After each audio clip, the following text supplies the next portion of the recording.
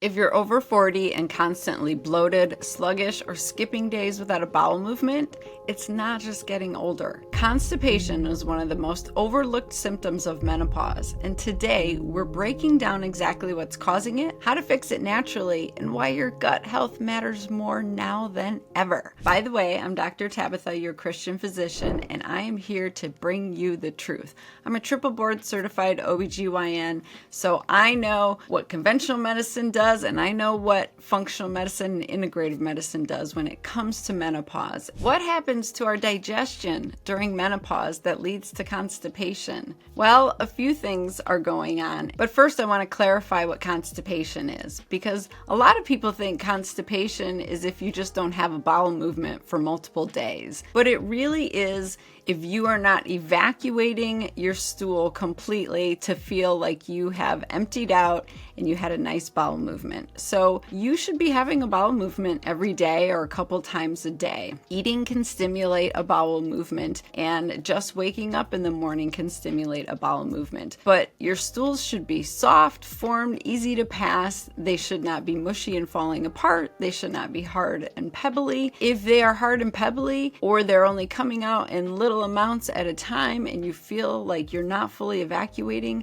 that is constipation. And constipation is way more prevalent in women, and it gets worse in menopause. So let's break down the reasons why this happens. So number one, your hormones change the gut motility. Things start to slow down. We also start to slow down. The majority of Americans over 40 are now living sedentary lives. And sedentary living is actually the new cancer-causing agent. We used to blame cigarettes, and now sitting all day is just as deadly. So when we don't sit and we don't move our bodies, our bowels don't move either. We have decreased blood supply to our bowels and decreased endorphins and all the chemical processes that are needed to stimulate that movement. The other thing I see with women is they get on the fasting bandwagon and they stop eating all of the time, which I am a proponent of. If you've watched my videos, I talk about this a lot. But unfortunately, a lot of women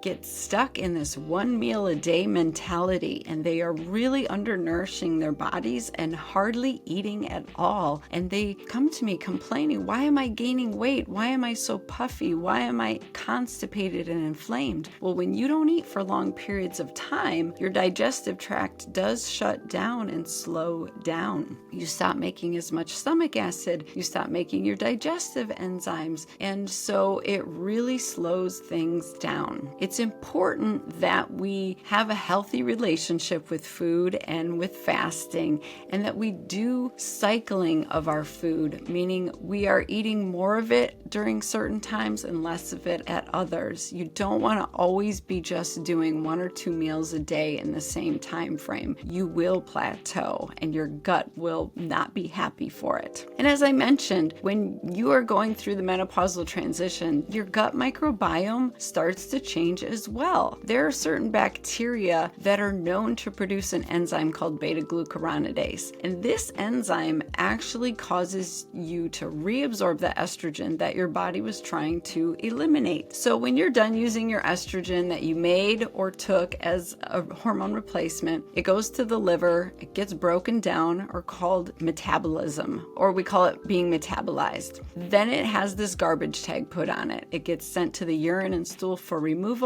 and the beta-glucuronidase enzyme sees that garbage tag and it will cut it off, and it will cause your body to reabsorb the estrogen that you were just trying to get rid of. And part of the reason it does that is because we have such innate intelligence in our body. If you're in menopause, you want to conserve and recycle all the estrogen you can, because there isn't much around, and your body is trying really hard to keep it around for your bone health and your cardiovascular health and your brain health. So So it makes those bacteria replicate so that you can reabsorb more estrogen. However, if you're not fully menopausal, or if you're on hormone replacement therapy and you don't need to reabsorb that estrogen, then that becomes a bad thing. And so it's important to really pay attention to your gut and how your gut is functioning. And a big warning sign is constipation or bloating after you eat. I want you to understand that our systems are not in silos. The hormones don't just take care of your ovaries and your uterus and your breast. Your gut doesn't just digest food. Your thyroid doesn't just handle your metabolism. They're all working together, or they're all dysfunctional together.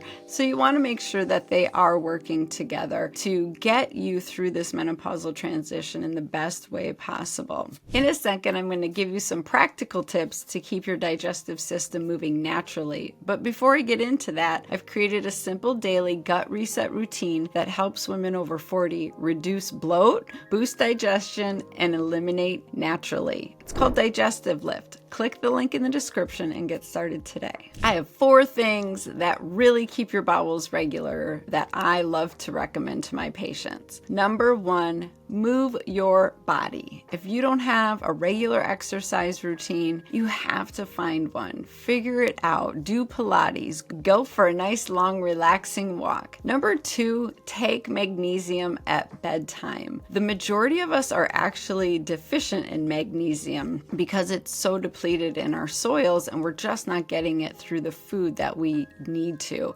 And we're burning through a lot of magnesium dealing with the toxins in our environment. So taking 2 MagLift before you go to bed can be a game changer to keep you regular. Number 3, drink 1/4 to 1/2 teaspoon of organic apple cider vinegar in some warm water each morning. That helps set your stomach acid for the day, stimulate your digestive enzymes, and feed and nourish your good bacteria so that you can be more regular. And number 4, use Digestive Lift with your meals if you are having bloating with eating, feeling tired immediately after eating, or seeing undigested food in your stool. That might be the game changer that you need. Now that you've learned how to get your digestive system moving, let's talk about another midlife mystery, low stomach acid, and why it might be behind your bloat, fatigue, and cravings. Click here to watch that next video.